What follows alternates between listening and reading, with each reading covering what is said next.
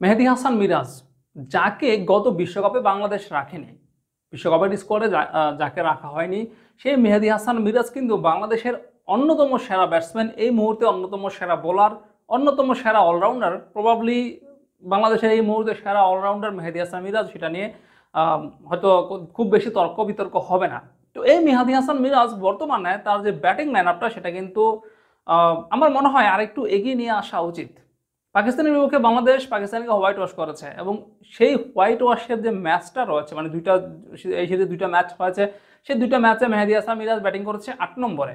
যখন তিনি ব্যাটিংয়ের সুযোগ পেয়েছেন, তার মানে তিনি 8 নম্বরে ব্যাটিং করতে নেমেছেন, এবং 8 নম্বরে ব্যাটিং করতে নেমে তার পারফরমেন্সটা কিন্তু দুর্দান্ত। প্রথম ম্যাচে, পাকিস্তানের বিপক্ষে প্রথম ম্যাচে মেহেদী হাসান মিরাজ এক ইনিংস ব্যাটিং করেছেন। সেখানে তিনি যে ব্যাটিংটা সুযোগ মানে যে ইনিংসে ব্যাটিং করার সুযোগ পেয়েছেন, সেখানে তিনি 77 রান করেছেন। আর সর্বসাকুল্যে তিনি বল হাতে নিয়েছিলেন 5 উইকেট। প্রথম ইনিংসে নিয়েছিলেন 1 উইকেট, এবং দ্বিতীয় ইনিংসে নিয়েছিলেন 4টা উইকেট। এবার যখন দ্বিতীয় ম্যাচ আসলো, সেখানেও কিন্তু মেহেদী হাসান মিরাজ দুর্দান্ত। তিনি এই ম্যাচে 78 রান করেছেন।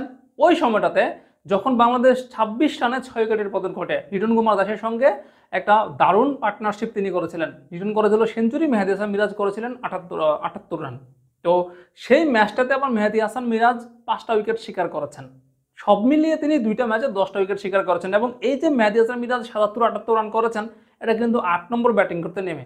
তো আমার মনে হয় মেহেদী হাসান মিরাজকে এই মুহূর্তে ব্যাটিং পজিশনে প্রমোট করা দরকার, কারণ সাকিব আল হাসান এখন তার আগের যে ফর্ম, সেই ফর্মে কিন্তু সাকিব আল হাসান নাই। সুতরাং এখানে সাকিব আল হাসানকে আরেকটু পিছিয়ে নিয়ে তার উপর চাপটা আরেকটু কমানো যায়, মেহেদী হাসান মিরাজকে একটু উপরে নিয়ে আসাই যায়, কারণ তিনি সেটার যোগ্য।